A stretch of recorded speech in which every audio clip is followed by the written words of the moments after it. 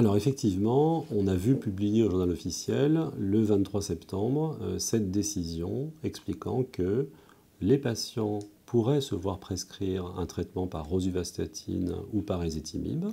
Ils pourraient se voir rembourser ce traitement, mais si et seulement si il y avait un accord préalable réalisé par le médecin prescripteur et validé par l'assurance maladie. En pratique, très franchement, si avant de faire une prescription, je dois demander un accord préalable, je vais changer de médicament. C'est quand même extrêmement lourd comme démarche. Le président de la HAS explique qu'il a fait travailler un groupe de travail médico-économique, que ce groupe de travail a rendu ses conclusions, a expliqué qu'il y avait des différents niveaux d'efficience des différentes statines et que, en particulier, la rosuvastatine avait un niveau d'efficience qui était bas. Parce que certes, elle était plus efficace, mais elle coûtait beaucoup plus cher. Donc il publie son document. Qu'est-ce que ça change? Dans les prescriptions, absolument rien. Donc la tutelle se dit, les experts du groupe de travail considèrent que ce médicament rosuvastatine devrait être une seconde intention. Les médecins ne nous écoutent pas, et donc nous allons enfoncer le clou plus loin et leur mettre des bâtons dans les roues lorsqu'ils vont vouloir réellement prescrire ce médicament. Donc la position des autorités de santé est une position qui est audible. On pourrait leur rétorquer qu'ils ont donné une autorisation de mise sur le marché, cette même autorité de santé, que cette même autorité de santé, un autre bureau, un autre nom, mais bon, cette même autorité de santé a donné un prix au laboratoire, que ce prix a été négocié âprement avec le laboratoire, qu'il a pris en considération l'investissement fait pour la recherche, et que l'autorité s'est engagée à maintenir ce prix sans concurrence éventuelle, sans concurrence possible, c'est-à-dire sans générique, pendant X années. Et puis, on change la règle. Et en fait, on maintient le prix, on maintient l'exclusivité, mais on empêche, entre guillemets, les médecins de prescrire. Donc, de la part de l'autorité de santé, on comprend bien la légitimité de l'approche, mais on peut dire que c'est peut-être un peu indirect, voire un peu pervers. La position du médecin, c'est de se dire, comment ça, on va me mettre des bâtons dans les roues pour une prescription d'un médicament qui est indiscutablement efficace.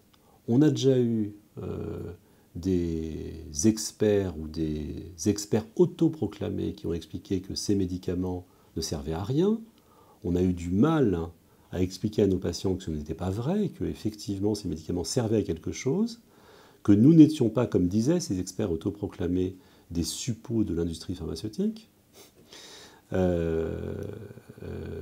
Et donc, de quel droit est-ce qu'on nous empêche d'avoir la sacro-sainte liberté de prescription? Puisque là, on nous empêche d'une certaine façon.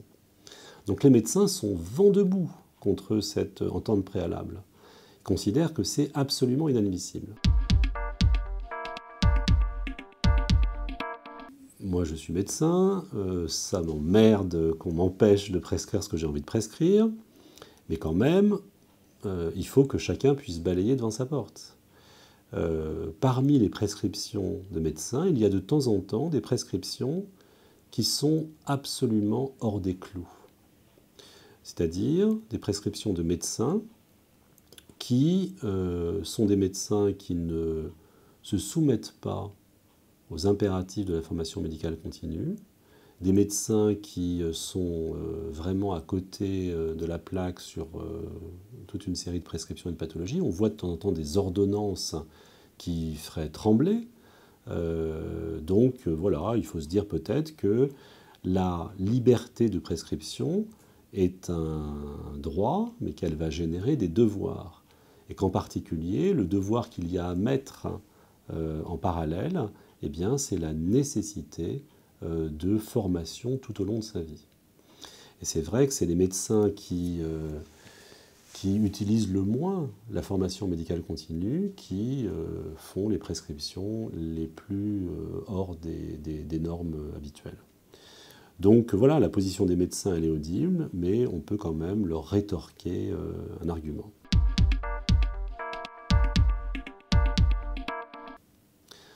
La position des industriels est une position qui est intéressante, parce que, encore une fois, on l'a dit pour la position de l'autorité de santé, l'industriel, on lui a fait une promesse. Alors, on n'a pas changé les termes de la promesse. Il a toujours l'exclusivité pendant le nombre d'années décidé, et le prix n'a pas changé, sauf que, eh bien, on modifie le volume de prescription encore une fois, empêchant les médecins de prescrire ou en leur rendant la vie tellement impossible qu'on est sûr qu'ils vont arrêter de prescrire. Imaginez que, voilà, moi je prends depuis 5 ans de la rosuvastatine, et puis du jour au lendemain, soit le médicament ne me sera plus remboursé, soit mon médecin va faire une demande d'entente préalable qui risque d'être refusée si l'indication spécifique de la rosuvastatine n'est pas indiscutable.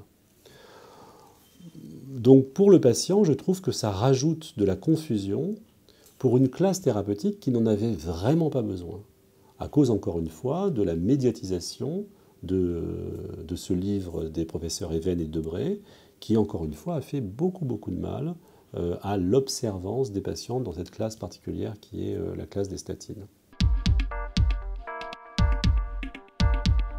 Et le fait d'en arriver à une mesure de type accord préalable, c'est presque un échec de la discussion ou de la négociation, c'est une modification des règles. Et donc je trouve que c'est une situation qui n'est pas une situation positive. Alors peut-être qu'il fallait le faire, peut-être qu'on n'a plus les moyens de s'autoriser à des dépenses inconsidérées. Il faut bien qu'on comprenne les uns et les autres que ce qu'on investit dans la poche gauche, on est obligé de le retirer de la poche droite. Et donc si je rembourse une statine qui pourrait être remboursée beaucoup moins parce que une prescription par un générique aurait le même effet, eh bien voilà, je gaspille de l'argent public. L'argent public devient de plus en plus rare, donc de plus en plus cher.